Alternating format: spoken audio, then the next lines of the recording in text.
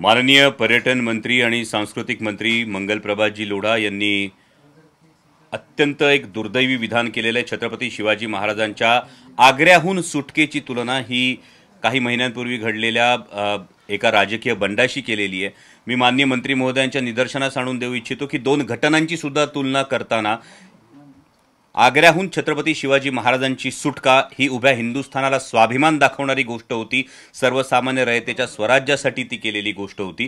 तिची राजकीय तुलना करताना किमान आपण दोन घटनांचं म्हणजे आग्र्याहून सुटकेच्या या घटनेचं महात्म्य काय होतं, महत्त्व काय होतं हे तरी किमान ध्यानात घेणं गरजेचं होतं। आपण स्वतः पर्यटन मंत्री आहात, मला वाटतं कदाचित जर आपण कुठल्या गडकिल्ल्यावर गेला असाल तर आपल्या हे निदर्शनास आलं असतं की तिथला एक एक बुरुज लढवण्यासाठी, एक एक दरवाजा टिकवण्यासाठी तुमच्या आमच्या पूर्वजांनी रक्त सांडलंय, जीवाचं बलिदान दिलंय। हा इतका महत्त्वाचा इतिहास आहे, तो इतिहास इतका सहज बोलण्याच्या ओघात कुठल्या राजकीय घटनेशी तर त्याची तुलना करू नका।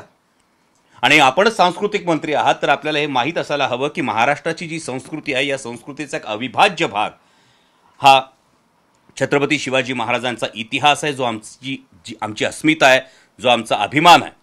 आणि मी माननीय मुख्यमंत्री आणि माननीय उपमुख्यमंत्री यांना कळकळीची हात जोडून विनंती करतो की कृपया वारंवार छत्रपती शिवाजी महाराज या आपल्या, मी आमच्याही म्हणत नाही, मी अजूनही आपल्या म्हणतोय, या आपल्या अस्मितेला डिवचण्याचा आणि अप्रत्यक्षरित्या छत्रपती शिवाजी महाराजांचा अवमान करण्याचा प्रयत्न आपण कृपया थांबवा।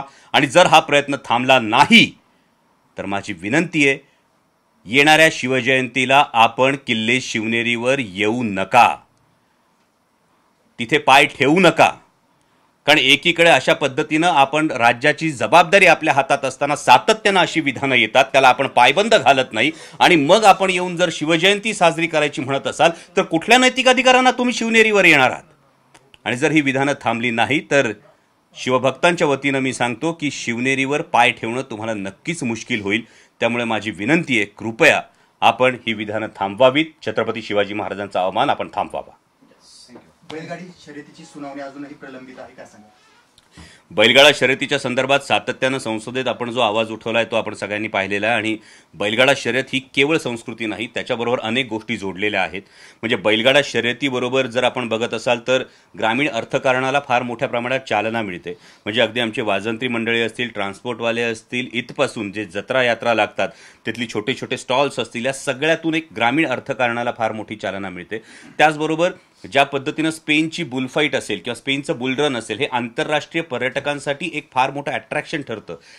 ती ताकद, ते पोटेन्शियल हे बैलगाडा शर्यतीमध्ये आहे, जेणेकरून आपण देशांतर्गत आणि आंतरराष्ट्रीय पर्यटकांना सुद्धा फार मोठ्या प्रमाणावर तिथे आकर्षित करू शकतो।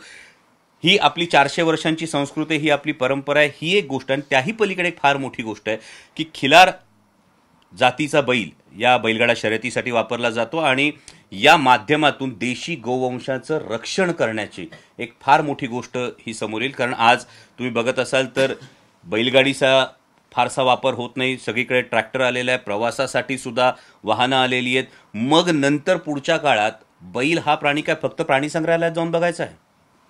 त्यामुळे या पद्धतीनं माननीय न्यायालयाच्या नियमात राहून, चौकटीत राहून, कुठेही प्राण्यांवर क्रूरता न होऊ देता बैलगाडा शर्यत या 4 माध्यमातून फार महत्त्वाचं एक साधन होऊ शकतं। आणि हीच अपेक्षा सगळ्यांना आहे की माननीय सर्वोच्च न्यायालय या सगळ्या भावना लक्षात घेईल, माननीय खंडपीठ, आणि त्या दृष्टीनं तो सकारात्मक निर्णय येईल अशी बैलगाडा शौकीन, बैलगाडा प्रेमी आणि समस्त शेतकरी वर्गाला अशी ही अपेक्षा आहे। आपल्या नाटकाचं सांगून द्या ना, ते महत्वाचं।